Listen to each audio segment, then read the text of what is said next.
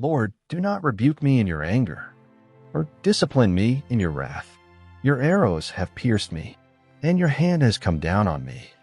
Because of your wrath, there is no health in my body. There is no soundness in my bones because of my sin.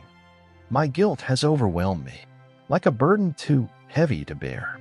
My wounds fester and are loathsome. Because of my sinful folly, I am bowed down and brought very low. All day long I go about mourning.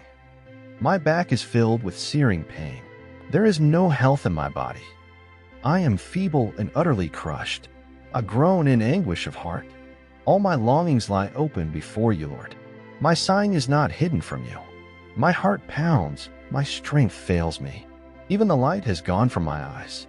My friends and companions avoid me because of my wounds. My neighbors stay far away. Those who want to kill me set their traps. Those who would harm me talk of my ruin. All day long they scheme and lie. I am like the deaf who cannot hear, like the mute who cannot speak. I have become like one who does not hear, whose mouth can offer no reply. Lord, I wait for you. You will answer, Lord my God. For I said, do not let them gloat, or exalt themselves over me when my feet slip, for I am about to fall, and my pain is ever with me. I confess my iniquity. I am troubled by my sin. Many have become my enemies without cause to be.